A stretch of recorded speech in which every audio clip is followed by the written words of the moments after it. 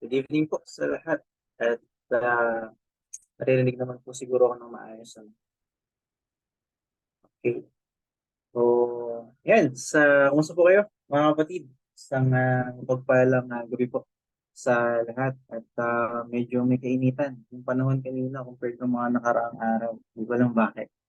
Siguro dahil panahon nga po ng El Nino. Tama yung sinabi ni Tito Boy ng mga nakaraang linggo.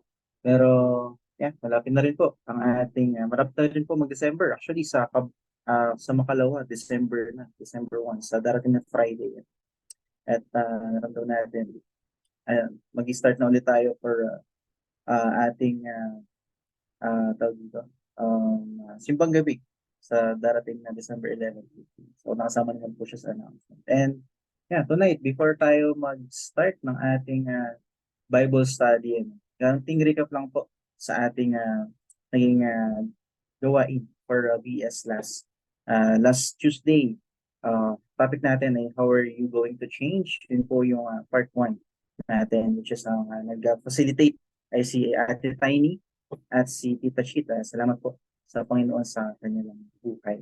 At pinag-aralan natin last Tuesday na yung glorious good news ng Panginoon Jesus na ikaw ako ay kaya magbago, but hindi sa sarili nating paraan. And we become Christians by faith in Jesus, and we stay Christian by faith because of Jesus, and we grow as Christian because of Jesus then.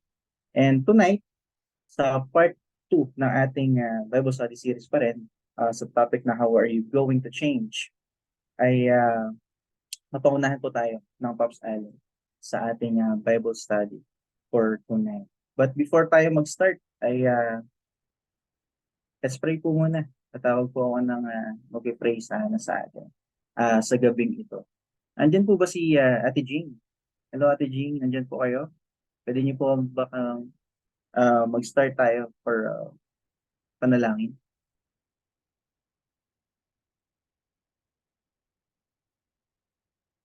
Hello Ate. Ay mo. Mawala si Ate Jean. Okay, sige. Ako na lang po yung mag-pray sa gabing ito. Let's pray po. Namin Diyos na makapangyarihan sa lahat, kung ay nagpupuri at nagpapasalamat sa gabi ito. Salamat o Diyos sa pag-iingat mo sa amin, Panginoon, sa buong araw na ito. Dalangin namin o Diyos na may patuloy na magbigay ng kalakasan sa amin, wisdom sa pag-aaral, Panginoon, ng salita. Dalangin ko rin, Panginoon, na pag-aingatan niyo rin yung mga kapatid namin na pauwi pa na sa kanilang trabaho, sa school, and then, Panginoon, may makasama namin sila sa gawain ito. Pangasama-sama kaming makapag-aral ng iyong banal na salita. Salamat Lord, at pray din na kami bigyan ng wisdom sa tagapanguna na ngayong gabi nito sa aming Bible study. Salamat Lord, at ito lamang po kami sa magdalangin sa pangalan ni Jesus. Amen po. So binibigay ko na po ang time na ito para kay Pops. Sige po, magandang gabi po sa ating lahat. Tulad po ng sinabi ni Kuya Aaron, tayo po ay nasa ikatlong chapter ng ating pong book na pinag-aaralan.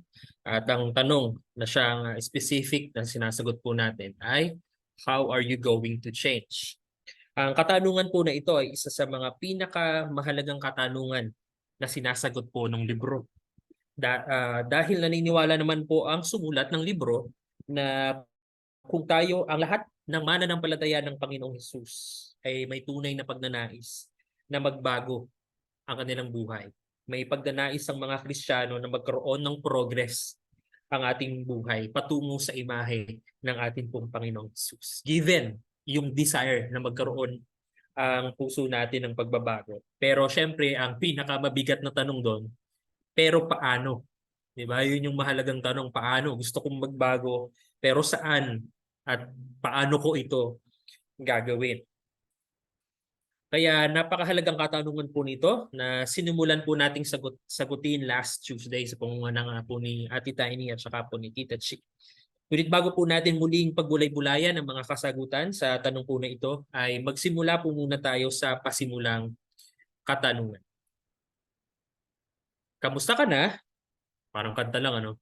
Pero kamusta ka na? Paano mo isasalarawan ang iyong buhay pananampalataya so far? Isa ka ba sa mga sumusunod? Isa ka ba sa mga nahihirapan na baguhin ang mga nakasanayan mong makamundong gawain? Ikaw ay isang Kristiyano, ikaw ay nabaptize, ikaw ay buong pusong nanampalataya kay Jesus, ngunit meron kang mga struggle sa kasalanan na hindi mo maiwasan. Iyon yung mga makamundong gawain na nakasanayan mong gawin nung ikaw ay wala pa kay Jesus. Isa ka ba? Isa ka din ba sa matagal ng mananampalataya ang tila hindi na lumalago sa pananampalataya? Naging stagnant na yung buhay pananampalataya mo? Isa ka ba sa mga nakagawa ng mabigat na kasalanan at hindi na alam kung paano makakabalik sa tamang daan? Pang-apat, isa ka ba sa mga tumutulong sa iba, naglilingkod sa iba, ngunit ikaw mismo ay pagod na at nanghihina?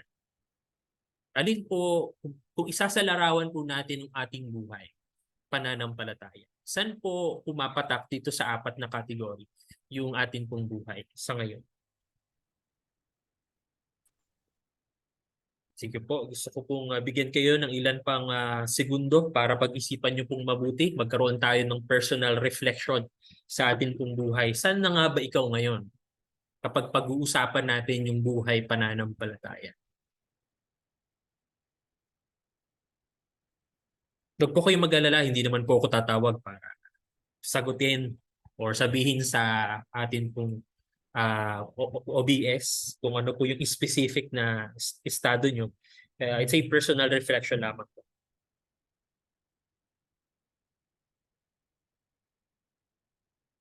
I hope na nakita nyo na po yung inyong sarili dito po sa apat na kategory po na ito.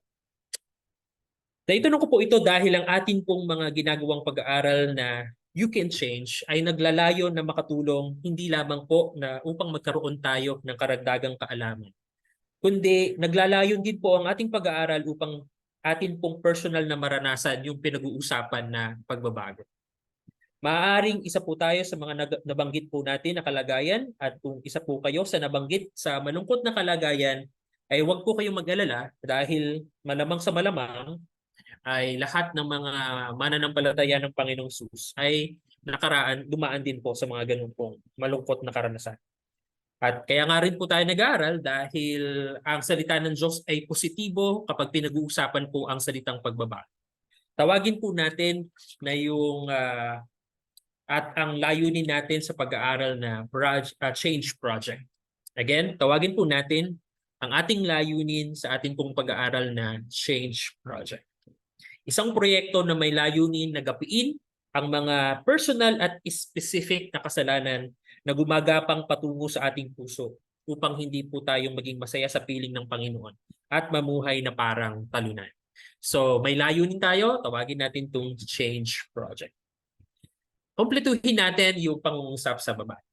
Yung book po kasi itinuturo niya sa atin na dapat maging specific tayo sa ating pinag-uusapan. Dahil alam niyo naman din po yung personal yung pinagdadaanan, ano yung specific na kasalanan na talagang gumagapi sa atin palagi, ay yun po yung nais nung sumulat ng libro na ilagay natin sa Change Project. So kung kukompletuhin natin itong pangungusap na ito, ako si Blanc, nais kong pagtagumpayan ang paglaban sa kasalanan na blank, specific na kasalanan po yun dapat. Gusto kong magbago dahil ako ay tinuring na anak ng Diyos dahil minamahal at tinubos ako ni Jesus at pinagkalooban ako ng banal na Espiritu. So again, hindi din po ako tawag ng anuman ng sino mang pangalan upang magbahagi sa atin dahil maaaring nahihiya po kayo dahil it's a very personal na katanungan. Ano ba yung specific na kasalanan na gusto mong talunin, gusto mo talagang completely ma-abolish sa iyong buhay? Okay, so ano ba yun? Pag-isipan po nating mabuti. Ito ba ay pag-chismis? Ito ba ay tungkol sa pagsisinungaling? Ito ba ay tungkol sa pangungupit? Ito ba ay tungkol sa marami pang mga kasalanan? Ano yung specific na kasalanan? Kung pwede nyo pong i-screenshot, mainam din po para lagi nyo pong naaalala yung change project natin. At by the end ng atin pong review sa atin pong sa libro na atin pong pinag-uusapan ay magandang makita po natin ito ulit at ma-evaluate kung nagapi natin yung kasalanan na inilagay po natin sa pangungusap po. Okay, so paano tayo magbabago? Again, it's a very important question. Una, sabi po ng libro, sa pamamagitan ng patuloy na pagkilos ng Diyos sa ating buhay. Sa pamamagitan ng patuloy na pagkilos ng Diyos sa ating buhay. Pangalawa, paano tayo magbabago? Sa pamamagitan ng bagong kalikasan na ipinagkaloob sa atin ng Diyos. Siyempre, kailangan po nating pagbulay-bulayan yan, yung mga kasagutan po na yan. Unahin po natin yung sa pamamagitan ng pagkilos ng Diyos sa buhay po natin. Alalahanin po natin na ang pagbabago ay proyekto ng Diyos sa atin pong buhay. Kung meron mang gustong magbago, kung meron mang gusto talaga ng pagbabago para sa buhay natin, ito ay unang-una na ay yung Diyos. Ito ay talagang proyekto niya sa atin.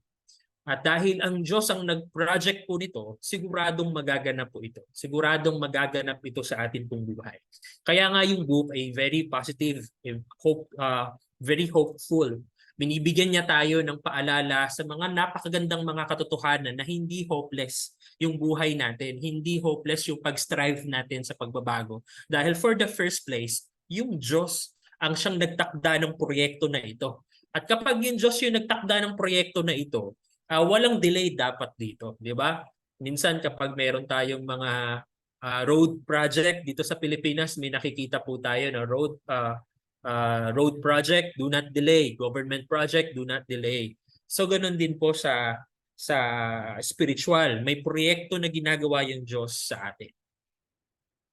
So last Tuesday, ay nasimulan na nga po natin ito. So proyekto ng Diyos na baguhin tayo patungo sa image ni Jesus, to be like Jesus, at involve ang Trinity sa proyekto po na ito. Ang una po nating tinalakay ay yung pagkilos ng Diyos Ama. Dinidisiplina niya tayo para magkaroon po ng pagbabago yung buhay po natin. At ang Diyos Anak, si Jesus Christ, ay kumikilos din at kumilos na upang magkaroon ng pagbabago yung ating buhay. Pinalaya niya po tayo sa ating mga kapurusahan ng ating pong mga kasalanan. Sabi sa Romans chapter 6, hindi na tayo slave ng kasalanan, kundi tayo po ay may new master na at siya po ay si Jesus Christ. At ngayon naman kung gabi ay bigyan din natin yung pagkilos ng Diyos Espiritu Santo. Paano nga ba naging bahagi ang Holy Spirit sa proyekto na baguhin ang buhay natin? Ang sarap lang tingnan, di ba? Kung sa totoo sila, kung pagbubulay-bulayan natin, ang Trinity, talagang nag-work sila sa buhay natin upang magkaroon ng pagbabago yung puso at isipan po natin to be like Jesus Christ. Sabi sa unang Pedro chapter 1 verse 2, kayo'y pinili ng Diyos Ama ayon sa kanyang layunin sa mulat mula pa at pinabanal ng Espiritu Santo upang maging masunurin kay Hesukristo at nilinis sa pamamagitan ng kanyang dugo. Sumagana nawa sa inyo ang kagandahang loob at kapayapaan. Sa verse po na ito, mapapansin niyo po binanggit yung Trinity. So yung Diyos Ama ang pumili at ang banal na Espiritu ay ibinigay upang tayo po ay paging banalin hanggang tayo po ay maging masunurin kay Jesus Christ. So ang ganda po ng verse na binanggit po sa atin ni Pedro. Ang pagkilos ng banal na Espiritu sa atin ay nagsimula noong tayo ay nakapakinig ng gospel. Yan po yung conclusion. Kapag binasa po natin yung Juan chapter 3 verses 3 to 8, kung naaalala niyo po yung kwento na yan, yan po ay pag-uusap ni Jesus at nagsisimula sa letter N. Sino yung lalaki na kausap ni Jesus na Pariseo? Letter N. Si Nicodemus. So, pumunta si Nicodemus sa kay Jesus Christ para magtanong kung paano magkakaroon ng katiyakan tungkol sa buhay na walang hanggan. At ang sagot po ni Jesus Christ ay tungkol sa banal na espiritu, tungkol sa pagkilos ng banal na espiritu. Bakit? Dahil ang banal na espiritu ang nagbibigay sa atin ng buhay. Mahalagang po 'yun, mahalagang katotohanan 'yun kasi sabi sa Efesos chapter 2, at itinuturo din doon sa alok na itinuturo natin sa Bible study, tayo ay mga dating patay dahil sa atin pong pagsuway. 'Di ba? Tayo ay patay, hindi tayo yung nasa ICU na may buhay na pero 50-50, hindi ganoon. Yung description sa atin ng Bible na 50-50 tayo, pero talagang patay na tayo dahil sa ating pagsuway sa Diyos. Kaya kailangan unang kumilos yung Diyos para magkaroon tayo ng buhay. Unless hindi na natin mauunawaan yung gospel. Nauunawaan niyo po ba? So yung pagkilos ng banal na spirito, nagsimula iyon nung napakinggan natin yung gospel. Ang banal na spirito ang nagbigay sa atin ng buhay. Siya ang kumilos upang manampalataya tayo kay Jesus at magsisi sa ating mga kasalanan. Okay, so nag-work si God sa buhay natin, kaya naunawaan natin yung gospel, kaya nagsisi tayo sa ating mga kasalanan, at kaya nanampalataya tayo kay Jesus Christ. Apart from the work of the Holy Spirit, ang ating gagawin ay nonsense na. Wala ng power. The only power we have sa ating paglilingkod, pagbabahagi ng gospel ay yung tulong ng banal na Espiritu. Okay? Kaya nga ang katotohanan po na ito ay nagpapahumble ng puso natin. Yan na naman. Kasi last Sunday, ang pinag-usapan natin tungkol sa pagmamayabang, di ba? Huwag na huwag sana nating maririnig o iisipin na kaya tumanggap o nanampalataya yung kausap natin kay Jesus dahil ang galing natin. Dahil na-master na natin yung pagbabahagi ng gospel. Dahil sa ulado na natin yung methodology. Kaya sila nanampalataya kay Jesus Christ. Pero actually, hindi ho.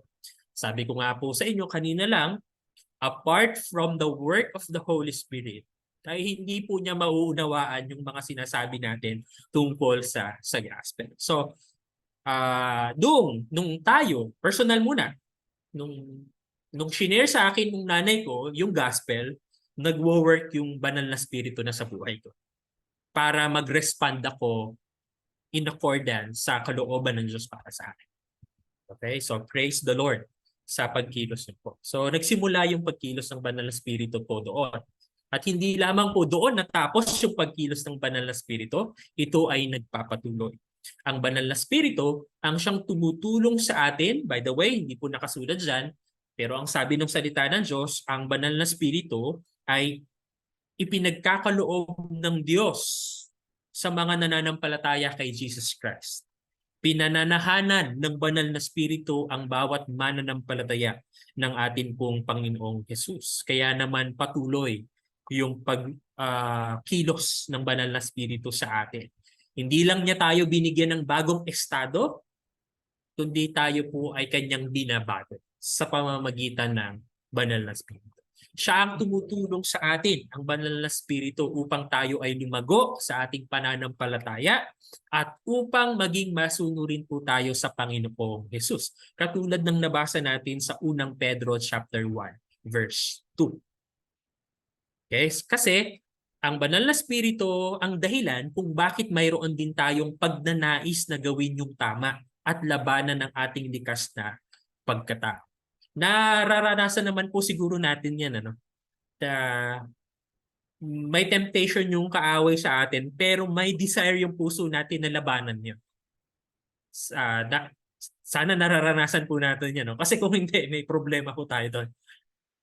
No? Kasi ang sabi po ng salita ng Diyos sa Galatians chapter 5 verses 16 to 17, sinasabi ko sa inyo, ang nagsasalita po dito ay si Apostol Pablo, mamuhay kayo ayon sa Espiritu at hindi ninyo pagbibigyan ang mga pagnanasa ng laman. So yun daw po yung sikreto para malabanan natin yung pagnanasa ng laman. Okay? Yung mamuhay na kasama ang Espiritu Santo. Na sumusunod tayo sa Espiritu Santo. Sapagkat ang mga pagnanasa ng laman ay laban sa kagustuhan ng Espiritu. So ibig sabihin may volition, may will yung banal na Espiritu. Okay? So yung banal na spirito ang siyang nag-uudyok sa atin para gawin natin yung tama, yung kalooban ng Diyos, yung makakapagbigay ng kaluwalhatian sa Panginoon.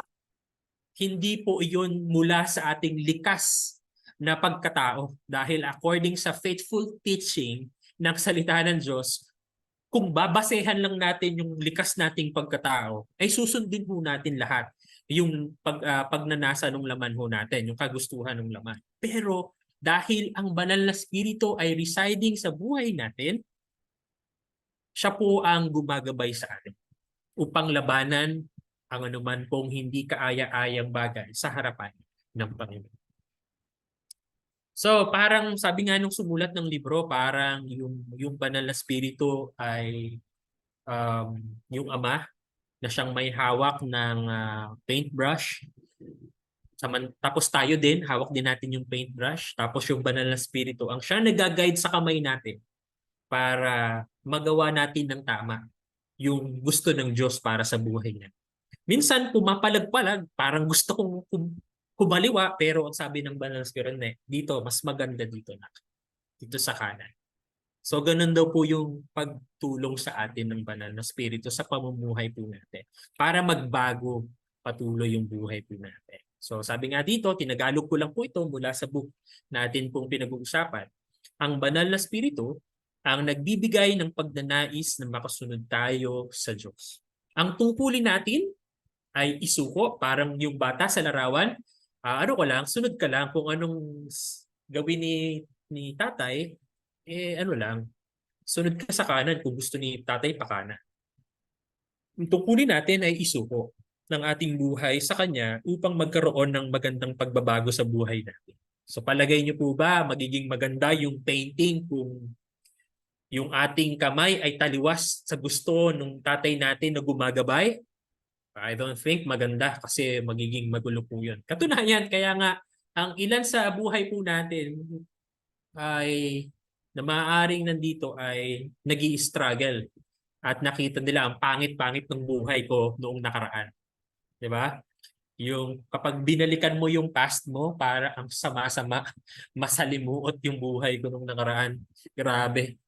So, kaya ho nangyari yun kasi hindi ho tayo sumunod doon sa maganda sana na nais puntahan o direksyon na ginagawa ho ng banal na spirito sa atin po. Matigas po tayo. Okay? Again, ang tungkulin natin ay isuko ang ating buhay sa Kanya upang magkaroon ng magandang pagbabago sa buhay natin kahit ayaw ito ng ating likas ng pagkatao. Okay? I hope na nakatulong po yung pagsasalarawan po. So again, ang pagbabago, ito ay proyekto ng Diyos sa atin. Siguradong mangyayari kasi hindi naman natatalo yung Diyos. Hindi naman nabibigo yung Diyos. Ano man ang kanyang planuhin. So again, ito po, kumikilos ang Diyos Ama, ang Diyos Anak at Diyos Espiritu Santo para sa layunin na matupad ang proyekto para sa atin pong buhay, na maging kawangis tayo ni Jesus. Ano man yung kalagayan mo ngayon, kapatid, maaaring ang ilan sa atin ay talagang nag-i-struggle spiritually. Kung ikaw ay totoong anak ng Diyos, pinapaalalahanan tayo ng salita ng Diyos na hindi natatapos ang Diyos sa anumang pagkakamali. Ang Diyos ay sovereign sa lahat ng nangyayari sa iyong buhay. Yes, maaaring may parusa yan. Yes, maaaring ididisiplina ka ng Panginoon, pero the mere fact na dinidisiplina tayo ng Diyos every time na tayo ay lumalayo sa Kanya at gumagawa ng hindi tama is the fact na mahal niya tayo. At dinadala pa rin niya tayo sa Kanyang layunin to be like Jesus Christ. Okay? So, very hopeful ang salita ng Diyos sa atin. Salamat sa Kanya. Hindi pa natatapos yung Diyos sa buhay ko. Kasi minsan parang tapos na eh. Di ba? Naranasan niyo ba yun? Parang nasa isip mo, parang tapos na. Parang wala nang pag-asa. Parang hindi na magbabago yung kalagayan ko. Parang yung buhay spiritual ko hanggang dito na lang talaga. Minsan, napapaisip ka pa nga, bakit kaya nakakilala pa ako sa Diyos? Kasi hindi ko man lang mapagtagumpayan itong kasalanan na ito. Mas mabuti pa nung ako hindi mananampalataya. Kasi hindi ako nagigilty nung ginawa ko to. Pero ngayon, ngayong ako'y na kay Jesus, nalulungkot ako kasi nagagawa ko yung mga bagay. Yung mga ganong pangungusap ay paalala sa atin yung Bible reading natin sa buhay ng mga Israelita. Naalala nyo? Yung mga Israelita, lagi nilang sinusumbatan si Moises. Bakit mo kami dinala dito? Sana binalik mo na lang kami sa Ehipto. Doon, nakakakain kami ng masarap. Kahit mahirap yung buhay. Pero nakakakain kami doon.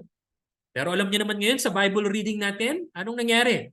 Tinupad ng Diyos ang kanyang pangako sa mga Israelita na dalhin sila sa lupang pangako. Kaya nga itong mga nakaraan na Bible reading natin, puro na yan. Puro pagtatalaga ng lupain. Napansin niyo po ba? Sa Bible reading, parang malungkot kayo Hindi ko alam kung nakakasunod pa po kayo. Pero sa Bible reading natin, nandun ho kayo, dayo sa pagbibigay ng lupain. At yun po ay hindi aksidente kasi plano talaga ng Diyos yun na mabigyan po sila. Napakadami ho nilang pinagdaanan. At tumagal yung panahon ng paglalakbay patungo po doon dahil sa hindi ko nila pagsuko sa atin pong Diyos. Kaya tumatagal. Okay, so salamat sa Diyos. Yung project niya na baguhin ang buhay ko ay matutupad talaga yan. Pangalawa, paano tayo magbabago sa pamamagitan ng bagong kalikasan na ipinagkaloob sa atin ng Diyos? Wow, interesting yan. Alalahanin natin na tayo ay bago ng nilalang dahil sa ating pakikipag-isa kay Kristo. So hindi ka lang iniligtas ng Diyos, kundi binigyan ka niya ng estado at pagbabago araw-araw dahil sa ating pakikipag-isa kay Kristo. Linawin pa natin po yan. Sabi sa unang Juan, chapter 3, verse 9, ang mga anak ng Diyos ay hindi nagpapatuloy sa pagkakasala sapagkat nananatili sa kanila ang binhing mula sa Diyos. At dahil ang Diyos ang ama nila, hindi sila maaaring magpatuloy sa pagkakasala. Now, hindi naman itinuturo ng mga talata na hindi na nagkakasala ang mga Kristiyano. Ang sinasabi lang niya, hindi tayo nagpapatuloy sa pagkakasala. Yun yung DNA natin. Yun yung negative DNA ng mga Kristiyano. Hindi na tayo nagpapatuloy sa pagkakasala. Kaya nga kanina nabanggit ko, kapag nung ikaw ay naging Kristiyano, nag-aware ka na. Right? Naging aware ka na sa nangyayari sa buhay mo. Nagigilty ka na kapag hindi ka gumagawa ng tama. Dati naman wala kang pakialam Minsan nga pinagyayabang mo pa Grabe yung inuman namin kagabi. Napakalakas mag-inom ni ako konti lang kasi pero malakas sa pulutan. May mga ganung kayabangan pa pinagmamayabang, walang guilty feelings 'yon. 'Di ba? Yung minsan nagbabae, 'di ba? May mga yabangan yung mga kalalakihan noon. Pero nung tayo ay nakakilala sa Diyos, nagkaroon tayo ng awareness na oops, hindi iyan ang gusto ng Diyos sa buhay natin. Tama? Work yun ng Holy Spirit at yun yung DNA natin. Natural sa ating mga Kristiyanong maramdaman yun na may mali kapag tayo ay hindi sumusunod sa kalooban ng Diyos. Again, our negative DNA ay hindi tayo nagpapatuloy sa pagkakasala. Pero may positive DNA din, sabi ng sulat. Sabi sa 1 John 4 verse 7, mga minamahal, mag-ibigan tayo sapagkat mula sa Diyos ang pag-ibig. Ang bawat umiibig ay anak ng Diyos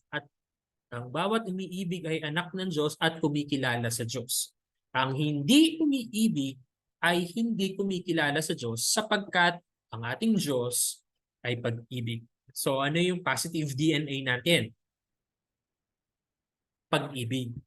Yan ang DNA na nakatatak sa atin. Kaya nga sabi ni Jesus palagi, if you love me, lagi niyang inuulit-ulit sa disciples yun. Kung mahal mo ako, kasi kung isa-summarize mo or titingnan mo kung ano yung heart of discipleship, what is the heart of discipleship? It is our love sa ating Diyos. Ito'y tungkol sa pagmamahal natin sa ating Diyos. Okay? Kasi kung mahal mo yung Diyos, sabi ni Jesus Christ, you will obey me. Madali nang sumunod kapag marunong kang magmahal sa Diyos. Okay? So yung positive DNA natin ay yung pag-ibig natin sa Diyos. Napakahalaga ng positive DNA na yan. Kasi sa Marcos 12 verses 29 to 31, isinamarize ni Jesus Christ yung 10 utos. At paano niya po isinamarize po yung 10 utos? Ibigin mo ang Panginoon mong Diyos. Pangalawa, ibigin mo ang iyong kapwa. Ibig sabihin, kung yung 10 utos na ito ay still applicable sa buhay natin, in-empower tayo ni Jesus or in-equip tayo ni Jesus para magampanan ito sa pamamagitan ng paglalagay sa atin ng positive DNA. Nasusunod natin ito ngayon dahil likas na kumikilos yung Diyos sa atin. Hindi tayo napipilitan gawin to. Kundi masaya yung puso natin na tayo ay sumusunod sa mga sinasabi niya. Nabanggit ito sa PNE district meeting I think last time sa NLCC. Pero para sa akin, mas gusto kong itawag dito yung relationship rules. Yung 10 utos sa atin ng Diyos, relationship rules yun. Kailangan mong gampanan yun kasi meron kayong commitment kay God. Meron kayong relasyon ng Diyos. Yung batas ay hindi ibinigay para takutin tayo ng Diyos. Yung batas na yun ay ipinapagawa sa atin ng Diyos kasi may relasyon tayo sa Diyos. Tama? At hindi natin to ginagawa ayon sa ating lakas. Sabi nga natin kanina, in-insert ng Diyos sa atin yung bagong DNA. At yung positive DNA ay pagmamahal. Kaya nagagampanan po natin yung pagmamahal sa Diyos, hindi man perfect. At nagagampanan din natin yung pagmamahal sa ating kapwa. Kaya kanina, sabi ni John, kapag hindi ka umiibig sa Diyos at sa iyong kapwa, anong DNA meron ka? Diba? Baka hindi ka sa Diyos kasi kung sa Diyos ka, natural namang gagawa mo yan. Hindi na nga perfect. Maiinis ka din. Makakaisip ka din ng hindi maganda sa Kanya. Pero hindi ka magtatapos sa idea na talagang ayaw mo sa Kanya. O hindi mo siya mamahalin. Nasundan niyo po ako. So pagkilos pa din pala po ng Diyos yun. Yung mahalin natin yung Diyos at mahalin natin yung ating kapwa. Dahil binigyan niya tayo ng bagong DNA. Pero isang mahalagang paalala, bagamat ang pagbabago ay pagkilos ng Diyos sa buhay natin, ay hindi nito iniaalis ang ating responsibilidad na tumugon ng tama sa ginagawa ng Diyos. Hindi tayo tinuturuan ng salita ng Diyos na maging passive. Diba? Yes. Sabi ni Pap, sabi ni Ate Tiny, tsaka ni Tita Chit, pagkilos ng Diyos yan. Siguro kahit nakahiga ako, patulog-tulog lang, o kaya kahit hindi ako mag-church, tingin ko, okay lang din yan. Magaganap pa rin yung proyekto ng Diyos sa aking lupa. Well, gagawin ng Diyos yung natuparin yung kanyang proyekto sa buhay natin. Pero baka masakit na paraan ang gawin niya para matuto tayo kung magiging passive tayo. Hindi niya iniaalis sa atin yung responsibilidad.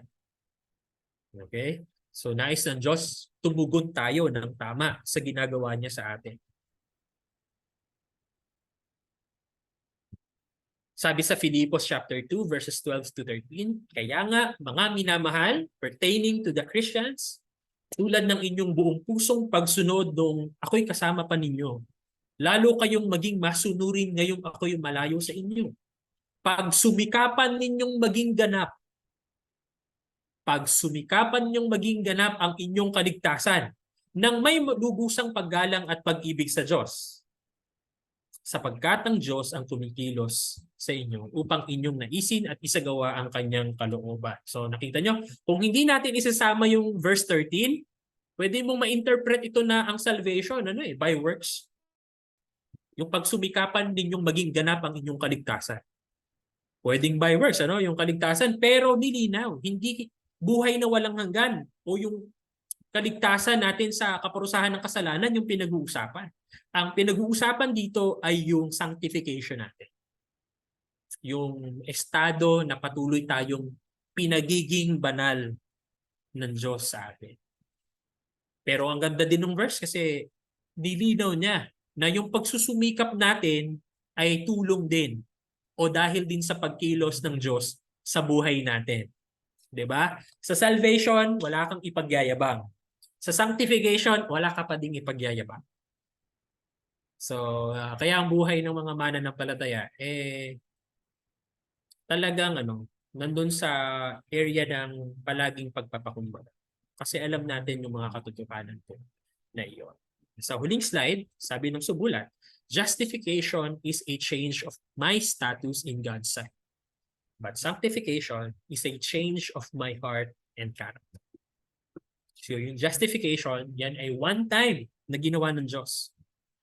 Tayo ay pinaging banal sa kanyang harapan, ginawang matuwid sa kanyang harapan, minsan niyang idineklara yon at hindi niya na babawiin pa na ikaw ay itinuring niyang banal dahil sa ginawa ni Jesus.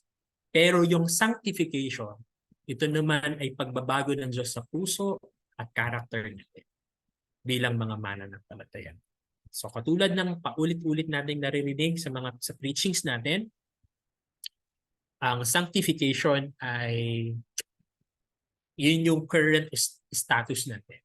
Patuloy tayong pinagiging banal na Diyos. Okay?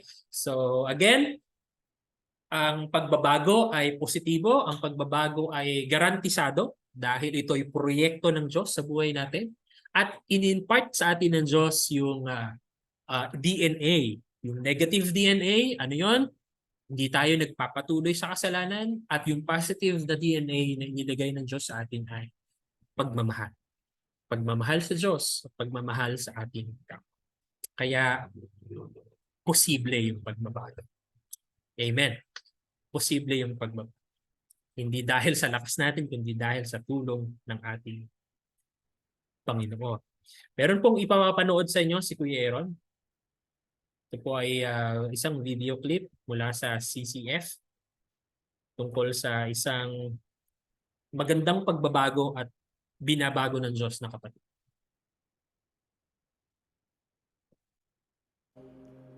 Coming from a broken family and nowhere to go, I began to enjoy the world and everything it can offer.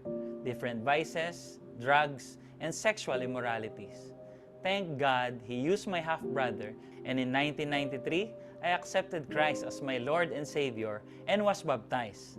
My career in show business started in 1995. From being an extra in ABS-CBN, I received an exclusive TV contract with Star Circle as a comedian. I starred in many sitcoms, teleseries, movies, and TV commercials, making me well known in the industry. Yahoo! Sadly, I began to compromise in my Christian walk. I drifted away from my faith and turned back to my vices. Gambling, drugs, womanizing, all of it. I live a lifestyle that is not only unhealthy, but worse, ungodly. It was the peak of my career in 2008 that God gave me a wake-up call. When I lost my dad to sickness, his death made me realize I cannot continue living the way I used to. From then on, I decided to live right, not just living right physically, but at the same time spiritually. I sought God and strived to live uprightly. However, that decision somehow cost me my work. Slowly, I lost my TV roles and movie projects. I started to get worried as our finances began to deplete.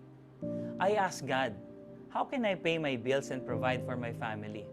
I questioned Him saying, kung kailan ako gumawa na mabuti, dito ako masisiro?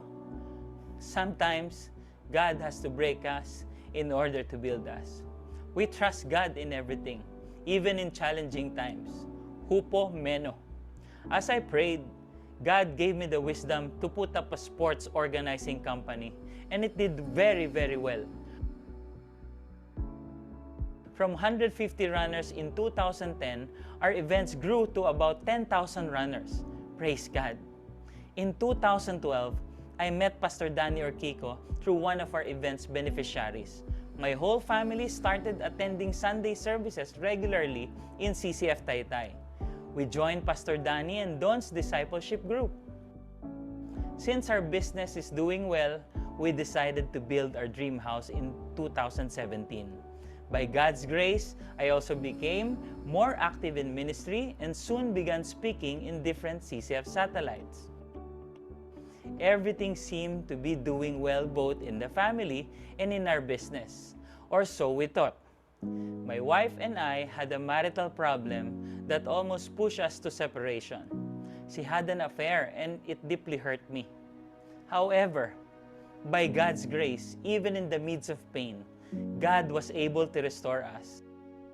Because of the challenges and breakthroughs God did in our marriage, He used us to minister to about 20 couples in the D groups we handle. We also had the privilege to serve as part of the Council of Servants in CCF Angono. In 2019, with my desire to serve a bigger community, I decided to run as a counselor in Taytay Rizal. However, I lost. Our finances started to dwindle. God impressed in our heart that we should sell our dream house. Our family struggled a lot with the idea, even bargaining with Him saying, "Huwag po Lord, bigyan mo na lang ako ng work kahit ano pagtatrabahuan ko." However, God's plan for us was different. As painful as it was, we sold a dream house and everything else that we can sell. I always remember my D group leader saying, "Hindi pa huli ang lahat. Pwede ka pa mag-umpisa ulit, Berwin, from scratch. Basta ang importante this time, kasama natin si God." True enough, after selling the house, the pandemic hit. In retrospect, with lockdowns happening here and there, we would not be able to survive if we decided to keep the house. At least now, though we are just renting, we have enough savings left to support our family. Truly, we see God's hand in our lives' up and downs. He is in control, and anything under God's control is never out of control. During these challenging times, God has blessed us with a small food business named Corny Doggy Premium Corn Dog that went viral online. Not only about the business, but how God works and provides. Yahoo! This is Berwin Mailey. To God be the glory, honor, and praise. Yeah, maraming salamat po sa video. Tulad na sinabi ng kapatid po natin sa video, in the midst of pain and disaster, ang Diyos ay palaging in control. Yung plano niya para sa buhay natin na tayo ay baguhin hanggang tayo ay maging kawangis ng ating Panginoon Jesus. Sometimes it's painful. Most of the times, painful yon. Pero hindi na-out of control si God sa nangyayari sa ating buhay. So there's a hope, a blessed hope na magbabago yung buhay natin dahil sa grace at sa makapangyarihang kamay ng ating Panginoon Jesus. So yun lang po ang ating pong lesson for tonight, and I hope tumatak po ito sa ating puso yung mga kasagutan sa katanungan na how would you like to change? Maraming salamat po, Kuya Aaron. Back to you. Thank you, Pops, sa isang magandang Bible study for tonight. And konting recap lang din po sa ating Bible study. Umikilos ng Diyos, Ama, Diyos, Anak, at Espiritu Santo sa ating buhay. At salamat po sa Diyos sa part po na iyon. And ito din yung dahilan kung bakit meron tayong pagnanais na gawin yung tama at labanan yung ating likas na pagkatao. Nakikilos yung banal na Espiritu po sa atin. And kung paano ba tayo yes, kumikilos yung Diyos sa buhay natin, but kailangan din natin mag-response ng tama sa atin. At nagbibigay din ng encouragement syempre sa atin po that we can change, hindi dahil sa sarili nating kakayanan, kundi sa pagkilos po ng ating Diyos. At salamat po sa Panginoon sa mabuting balita po na ito, sa encouragement sa atin. At sa ating pagkatapos ay konting announcement lang po, and then maybe play lang ako ng video for other announcement. Today ay birthday po ng Ate Charm. Happy birthday po kay Ate Charm, and ala pala si Tita Chit. So prayer meeting din po sa darating na Friday. Kita po tayo doon, sama-sama panalanginan, December 1, 6:30 PM po ang ating start. And syempre ang ating Bible study series ay nagpapatuloy po next week. Sa next Tuesday, ang ating BIS facilitators ay ang Kuya Joshua, Ate Shane, and Tita Carol. At alam ko, nag-prepare na din po sila sa ating Bible study na ito. And kita po sa susunod na ating Bible study. And may play lang din po ako na short announcement para sa ating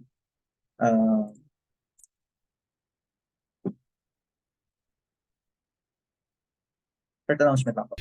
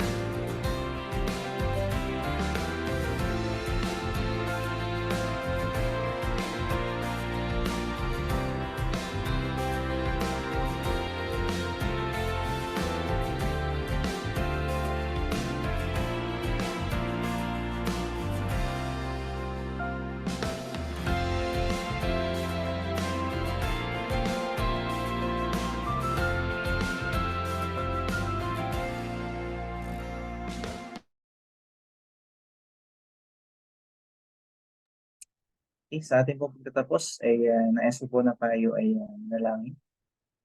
Nandyan po ba si Ate Aisel? Ate Aisel, yun po kayo. Hello po. Hello, ate. Okay lang po mag-pray kayo for closing po. Sige po. Okay, sige po. Sige po. Tayo po ay sabay-sabay na manalangin at lumapit muli sa ating Panginoon. So, Ama, makapangyarihan sa lahat, maraming salamat po muli sa natapos na gawain po nito. Maraming salamat sa mga napakinggan po namin na sa aming pag-aaral. Maraming salamat dahil po nagmumula po sa inyo yung pagbabago ng aming buhay na palagi po kayo ang nagko-control. Maraming salamat dahil ang lahat ng purpose mo po ay para po sa ikabubuti po namin. Maraming salamat dahil patuloy mo po kami binabago nang naayon po sa inyong kalooban. Aming Ama, maraming salamat sa pagkakataon muli na nagkaroon po kami. Dahil patuloy namin dalangin yung mga susunod pa po namin gawain. Dalangin namin yung mga pag-prepare din po ng susunod na mga mangunguna po sa Bible study. Dalangin namin ang karunungan na pagkakaloob po sa amin. Aming Ama, maraming salamat sa kapahingahan po ay pagkakaloob po sa amin para i-restore ang aming kalakasan para sa araw ng bukas. In His name we pray. Amen.